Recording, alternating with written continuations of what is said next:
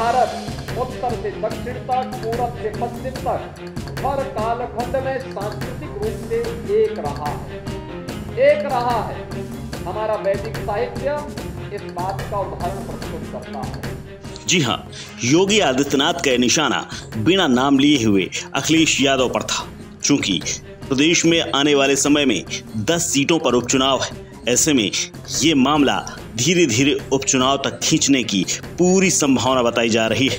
दरअसल सुल्तानपुर में एसटीएफ के साथ मुठभेड़ में मारे गए मंगेश यादव के प्रकरण पर अब विपक्ष विधानसभा उपचुनाव तक इस बात को मुद्दा बनाने और इसे उठाने की पूरी पुरजोर कोशिश कर रहा है। इसीलिए अखिलेश यादव ऐसा कोई दिन नहीं होता जब मंगेश यादव को लेकर के ट्वीट नहीं करते। बीते दिनों अखिलेश यादव ने न्यायालय और मानवाधिकार आयोग से दखल देने का अनुरोध तक कर डाला। वहीं लोकसभा में नेता प्रतिपक्ष राहुल गांधी का भी बयान सामने आया। उन्होंने तो ये कह दिया कि यूपी में कानून का शासन ही नहीं है। आपको बता दें कि अखिलेश यादव ने मंगेश की बहन प्रिंसी यादव का वीडियो एक्स पर अपलोड करते हुए लिखा था कि इस बच्ची के आंसुओं की गवाही के आधार पर न्यायालय व मानवाधिकार आयोग से तत्काल सक्रिय होने का विनम्र आग्रह। इसके बाद राहुल गांधी ने आज सुबह मंगेश यादव एनकाउंटर मामले में बीजेपी पर हमला बोला। उन्होंने एक्स पर लिखा कि सुल्तानपुर में हुए मंगेश यादव के एनकाउंटर ने एक बार फिर साबित कर दिया है कि बीजेपी रूल ऑफ लॉ पर विश्वास नहीं करती। मंगेश के परिवार के आंसू देश भर के लिए सवाल बने। कौन जिएगा कौन नहीं, इसका फैसला अदालत करेगी या पुलिस। एसटीएफ जैसी प्रोफेशनल फोर्स को बीजेपी सरकार में आपराधिक गिरोह की तरह चलाया जा रहा है। हालांकि इससे पहले यूपी की योगी सरकार के सहयोगी सुभाषपा के राष्ट्रीय अध्यक्ष ओम प्रकाश राजभर ने भी अखिलेश यादव के तमाम आरोपों का जवाब दिया। उन्होंने ये भी कह दिया कि उनके बयानों से तो यही लगता है कि पुलिस ऐसे मामलों में अपराधियों का आधार कार्ड मांगे, पूछे कि तुम किस बिरादरी के हो, तब चलाए गोली। राजभर ने तो ये भी कह दिया कि पुलिस अपनी रक्षा के लिए फूल बरसाएगी या गोली चलाएगी।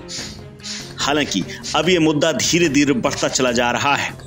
इससे पहले चंद्रशेखर आजाद, जो कि आजाद समाज पार्टी के राष्ट्रीय अध्यक्ष हैं और नगीना से सांसद हैं, उन्होंने भी कहा था कि आरोपी मंगेश यादव की मां ने जो एनकाउंटर पर सवाल उठाए हैं वो चिंता का विषय है। उनकी मां ने कहा है कि पुलिस ने उनके बेटे को रात में उठाया, पूछताछ के बहाने ले गए, 3 दिन पहले ले जाने के बाद आज गोली मारकर उसकी हत्या कर दी। चंद्रशेखर ने तो ये भी कहा कि एनकाउंटर शासनिक हत्या का साधन बन गया है। उन्होंने जांच की भी मांग की है। आपको बता दें, इस पूरे मामले की न्यायिक जांच के आदेश दे दिए गए हैं और इसकी रिपोर्ट जल्द आएगी।